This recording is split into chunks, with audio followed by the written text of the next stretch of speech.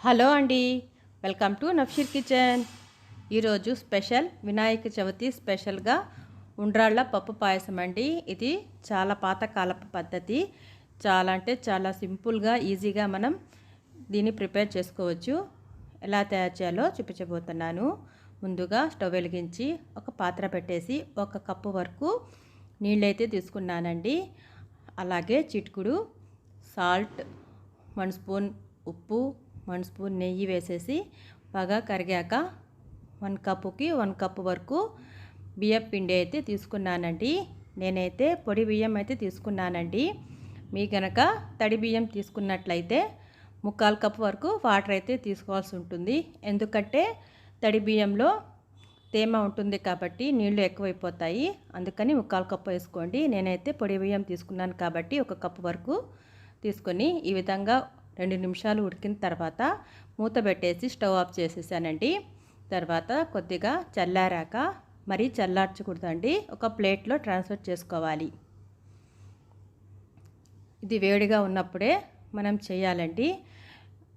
తర్వాత చేయికి నీళ్లు తడిపి ఈ ముద్దను బాగా ప్రెస్ చేసుకుంటూ చపాతీ పిండిలాగా కలుపుకోవాలి. ఇది వేడిగా ఉంటుందండి, చూసి చేసుకోండి. తర్వాత ఈ విధంగా చేసుకున్నాక మనం దీన్ని చిన్న చిన్న ఉండలుగా మనం చుట్టుకోవాలండి. చూసారు కదా ఫ్రెండ్స్, ఈ విధంగా తర్వాత పిండిని బాగా మద్దం చేసేసి మనకు కావాల్సిన సైజులో మనం చిన్న చిన్నగా ఉండలు చేసేసుకొని ప్రిపేర్ చేసి పెట్టుకోవాలండి. టైం అయితే ఇక్కడ ఎక్కువ అవుతుందండి ఉండలు చేసుకోవడంలో, అయినా చాలా టేస్టీగా ఉంటుంది. తప్పకుండా మీరు కూడా ట్రై చేయండి. ఈ పద్ధతిలో అందరికీ నచ్చుతుందండి. చాలా సింపుల్ వేలో చూపించబోతున్నాను. తర్వాత ఈ విధంగా అన్ని ఉండలు చేసుకున్నాక నెక్స్ట్ ప్రిపరేషన్ అయితే చేసుకోవాల్సి వస్తుందండి. చూసారు కదా ఫ్రెండ్స్, ఈ విధంగా నేనైతే చేసి పెట్టుకున్నాను.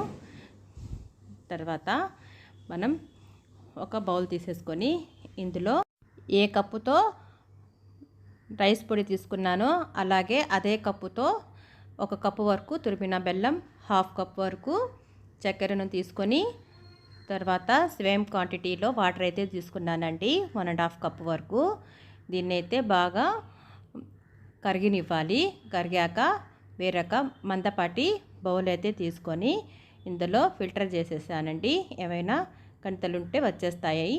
తర్వాత ఈ విధంగా ఫిల్టర్ చేసేసినాక మనం ఇప్పుడు స్టవ్ అయితే ఆన్ చేయాల్సి వస్తుందండి. తర్వాత నేను ఏ కప్పు తీసుకున్నానో అదే కప్పుతో నేనైతే ఎండు కొబ్బరి అయితే సన్నగా కట్ చేసి వీడియోలో చూపిన విధంగా కట్ చేసుకున్నానండి. మీరు కనుక పచ్చి కొబ్బరి అయితే కూడా వేసుకోవచ్చు. తర్వాత మూత పెట్టేసి ఒక 4 నిమిషాల పాటు వాటర్ని మరగనివ్వాలి, బెల్లం వాటర్ని. తర్వాత చూసారు కదా ఫ్రెండ్స్, ఈ విధంగా మరుగుతున్నప్పుడు ముందుగా ప్రిపేర్ చేసుకున్న ఈ ఉండలను ఇందులో ఒక్కొక్కటిలాగా చిన్నగా వేసేయాలండి. ఫ్రెండ్స్, నా వీడియో కనుక నచ్చినట్లయితే తప్పకుండా లైక్ చేయండి, షేర్ చేయండి మరియు సబ్స్క్రైబ్ చేయండి. పక్కనే ఉన్న బెల్ ఐకాన్ను క్లిక్ చేయండి. అప్పుడే నేను అప్లోడ్ చేసే కొత్త వీడియోను మీరు నోటిఫికేషన్ ద్వారా చూడగలరు. వేసేసినాక ఒకసారి చిన్నగా కలిపి తర్వాత మూత పెట్టేసి ఒక 5 నిమిషాల పాటు ఇదైతే మీడియం ఫ్లేమ్ మీదనే మనం ఉడికించుకోవాలండి. ఎక్కువ కూడా కలపకూడదు. తర్వాత ఈ విధంగా ఉడికిన తర్వాత మరోసారి చిన్నగా కలిపి ఇందులో నేను ముందుగా కందిపప్పు అయితే 1 కప్పు వరకు 1 విజిల్ వచ్చేంత వరకు ఉడికించుకున్నాను. 1 కప్పు వేస్తే 2 కప్పులు అవుతుందండి కందిపప్పు అయితే.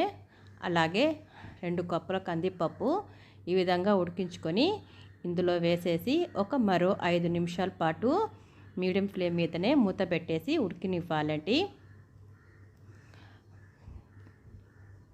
చూసారు కదా ఫ్రెండ్స్, 5 నిమిషాలు అయితే అయిపోయింది. ఈ స్టేజ్లో మరోసారి కలిపేసి మనం యాలకుల పొడి అయితే వేయాల్సి వస్తుందండి. మనం ఇందులో 1/4 స్పూన్ వరకు ఇలాచీ పౌడర్ను యాడ్ చేస్తున్నానండి. ఈ విధంగా యాడ్ చేసినాక మరోసారి కలిపేసి మరో 2 నిమిషాల పాటు లో ఫ్లేమ్ మీద మనం ఉడికించాలండి. ఎంతో టేస్టీగా ఉండే పప్పు ఉండ్రాళ్ళు పాయసం రెడీ అండి. చాలా సింపుల్గా అయిపోయింది కదండి. మీరు కూడా తప్పకుండా ట్రై చేయండి. మీకు ఎలా కుదిరిందో నాకు కామెంట్ ద్వారా తెలియజేయండి. చూసారు కదా ఫ్రెండ్స్, నేనైతే స్టవ్ ఆఫ్ చేసేసాను. ఈ స్టేజ్లో స్టవ్ ఆఫ్ చేసేస్తే మరి కొద్దిసేపు తర్వాత ఇంకా చల్లారితే ఇంకా పాయసం అనేది గట్టి పడిపోతుంది. చూసారు కదా ఫ్రెండ్స్, ఎంత టేస్టీగా ఎమ్మీగా ఉంటుందో చూస్తుంటేనే నోరూరుతుంది కదా. అయితే ఎందుకు ఆలస్యం, మీరు కూడా తప్పకుండా ట్రై చేసి వినాయక చవితి స్పెషల్గా మీరు కూడా ఇంట్లో ట్రై చేయండి. ఈ వీడియో నచ్చింది కదా. ఇంకా నెక్స్ట్ వీడియోలోకి వెళ్దాము. కుడుములు ఏంటండి అనుకుంటున్నారా, ఇది కలర్ఫుల్గా ఉండేది మోదకాలండి. మనకు నచ్చిన కలర్స్లో మనం ఈజీగా చేసుకోవచ్చు. ఎలా ఈజీ మెథడ్లో ఎలా చేసుకోవాలో చూపించబోతున్నాను. ముందుగా ఒక మిక్సీ జార్ అయితే తీసుకున్నానండి. ఒక క్యారెట్ అంటే ఒక 100 గ్రామ్ వరకు ఉంటుంది. పీల్ తీసేసి ఈ విధంగా సన్నని ముక్కల్లాగా కట్ చేసేసి మిక్సీ జార్లో అయితే వేసేసానండి. వేసేసినాక మనం మిక్సీ పెట్టేయాలండి. చూసారు కదా ఫ్రెండ్స్, ఈ విధంగా మిక్సీ పట్టిన తర్వాత ఇందులోకి గోధుమ పిండి అయితే నేను తీసుకుంటున్నానండి. మీకు గనక బియ్యం పిండి అయితే కావాలనుకుంటే అదైనా మీరు వేసుకోవచ్చు. ఇందులో నేను 50 గ్రాముల వరకు గోధుమ పిండి అయితే తీసుకుంటున్నానండి. ఈ విధంగా మిక్సీ పట్టేసి ఒక బౌల్లో ఈ విధంగా పిండిలాగా మనం చేత్తో ఒత్తుకొని ఒక బౌల్లో పక్కన పెట్టేయాలండి. తర్వాత అయితే బీట్రూట్ అయితే తీసుకుంటున్నానండి. బీట్రూట్ అయితే చిన్నది ఒక బీట్రూట్ పీల్ తీసేసి సన్నగా ముక్కల్లాగా కట్ చేసేసి మిక్సీ జార్లో వేసేసి మిక్సీ పట్టేసి మెత్తటి పేస్ట్ లాగా గ్రైండ్ చేసేయాలి. తర్వాత ఇందులోకి 50 గ్రాముల వరకు సేమ్ క్వాంటిటీ అండి. ఇందులో 50 గ్రాముల వరకు గోధుమ పిండి అయితే తీసుకుంటున్నానండి. మీరు కనుక బియ్యం పిండి కావాలనుకుంటే తీసుకోవచ్చు. తీసుకున్నాక చూసారు కదా ఫ్రెండ్స్, వీడియోలో ఈ విధంగా మనం చేసుకున్నాక మిక్సీ పట్టేసి మెత్తటి పౌడర్ లాగా ఒక చేత్తో ఒకలాగా చపాతీ ముద్దలాగా చేసి అది కూడా పక్కన పెట్టేయాలండి. నేనైతే వాటర్ అనేది వేయలేదండి. ఇప్పుడు స్టఫింగ్ కోసం అని చెప్పేసి మళ్ళీ మిక్సీ జార్ తీసేసుకొని ఒక చిన్న కప్పు ఎండు కొబ్బరి, అదేవిధంగా సేమ్ క్వాంటిటీలో డ్రై ఫ్రూట్స్, సేమ్ క్వాంటిటీలో బెల్లం తురుము వేసేసి మిక్సీ పట్టేయాలండి. మిక్సీ పట్టేసిన తర్వాత ఒక బౌల్లో వేసేసి మనం చిన్న చిన్న బాల్స్ లాగా ఉండల్లాగా చేసేసుకొని అది కూడా పక్కన పెట్టేయాలండి. ఇప్పుడు క్యారెట్ ముద్ద ఉంది కదండి, అది ఇప్పుడు ఎలా తయారు చేయాలో మనం ఈజీగా చూపించబోతున్నాం. చేత్తో ఒత్తుకొని ఈ విధంగా స్టఫింగ్ చేసేసి ఒక నైఫ్తో పక్క సైడ్ చేసేసి ఈ విధంగా మనం ఘాట్లయితే చిన్నగా పెట్టేయాలండి. షేప్ వచ్చేటట్టు మనం ఇలా విధంగా చేసేసి మొదలును పెట్టేద్దాం. ఇంకా రెండో పద్ధతిలో అయితే చూద్దాం. బీట్రూట్ అయితే తీసుకుంటున్నానండి. బీట్రూట్ని ఇప్పుడు చూసారు కదా ఫ్రెండ్స్, బీట్రూట్ని కూడా ఈ సేమ్ మెథడ్లో కానీ కొంచెం షేప్ వెరైటీగా వచ్చేటట్టు మనం చేద్దాము. ఈ విధంగా చేత్తో మనం ఒత్తుకొని చూసారు కదా ఫ్రెండ్స్, ఈ విధంగా చపాతీ పిండిని సేమ్ క్వాంటిటీలో చేత్తో ఇలా వత్తుకోవాలి ఫ్రెండ్స్. ఈ విధంగా వత్తుకున్న తర్వాత మధ్యలో స్టఫింగ్ కోసమని రెడీ చేసి పెట్టుకున్న మనం కోకోనట్ మిశ్రమాన్ని ఇందులో పెట్టేయాలండి.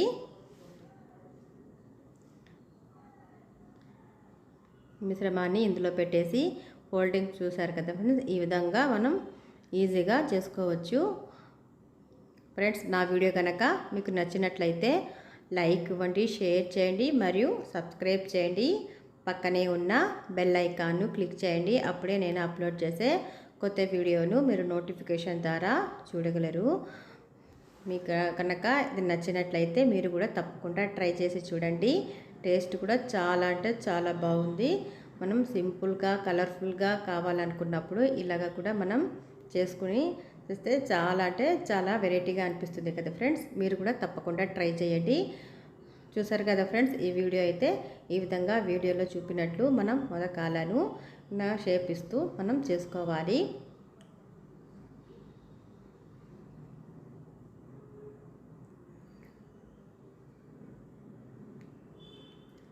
చూసారు కదా, ఈ విధంగా మనం చేత్తోనే ఈజీగా కదలకుండా మనకు ఇష్టం వచ్చిన షేప్లో మనమైతే చేసుకోవచ్చు.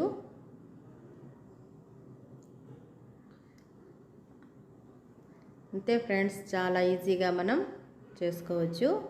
అలాగే మనం చపాతీ పిండి నార్మల్గా కూడా ఒక 50 గ్రామ్ వరకు తీసుకొని కొద్దిగా వాటర్ వేసేసి చపాతీ పిండిని కలిపి పక్కన పెట్టాను. వీడియోలో అయితే నేను చూపించట్లేదు. క్యారెట్ మరియు బీట్రూట్ పిండిని కలిపినట్టు చూపించాను. అది కూడా నెక్స్ట్ ఎలా చేయాలో చూపిస్తాను. అంతే ఫ్రెండ్స్, ఎంత బాగుందో చూసారు కదా. ఇంత ఈజీగా మనకు నచ్చే విధంగా, మనకు అచ్చు లేకపోయినా చేతితోనే మనం ఈజీగా చేసుకోవచ్చు. ఇప్పుడైతే ప్లెయిన్ పిండి అయితే తీసుకుంటున్నానండి. ఈ విధంగా మనం సన్నగా ముద్దలాగా కొద్దిగా తీసేసుకొని వీడియోలో చూపిన విధంగా మనం ఈ విధంగా మధ్యలో స్టఫింగ్ పెట్టేసి మోదకాలైతే ఈజీగా చేసుకోవచ్చండి. ఎంతో సింపుల్గా, ఈజీగా, కలర్ఫుల్గా మనం ఇంట్లోనే రెడీ చేసుకోవచ్చు. మీకు కనుక నచ్చినట్లయితే మీరు కూడా తప్పకుండా ట్రై చేసి చూడండి. మీకు కూడా అందరికీ నచ్చుతుందని చెప్పేసి ఈ వీడియో అయితే నేను చేశానండి. చూసారు కదా ఫ్రెండ్స్, వీడియోలో ఎంత ఈజీగా మనం చేసుకోవచ్చో.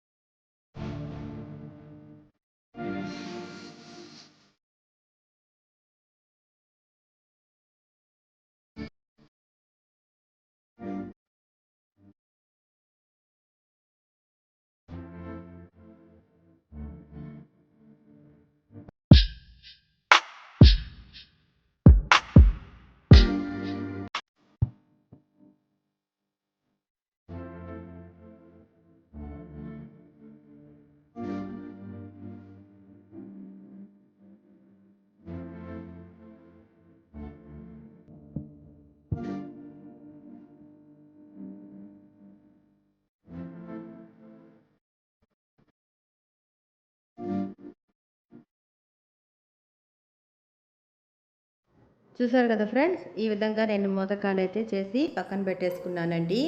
తర్వాత ఒక ఇడ్లీ పాత్రలో వాటర్ వేసేసి బాగా కాగాక ఈ మోదకాలు చేసుకున్నాను కదండి, ఇవన్నీ ఒక్కొక్కటిగా పెట్టేశానండి. పెట్టేసి మూత పెట్టేసి ఒక 25 నిమిషాల పాటు నేను మీడియం ఫ్లేమ్ మీద ఉడికించుకున్నానండి. చాలా అంటే చాలా ఈజీగా మనం రెడీ చేసుకునే కలర్ఫుల్ మోదకాలు అయితే రెడీ అండి. ఎంతో ఈజీగా చేసుకునే టేస్టీగా ఉండే మోదకాలు అయితే రెడీ.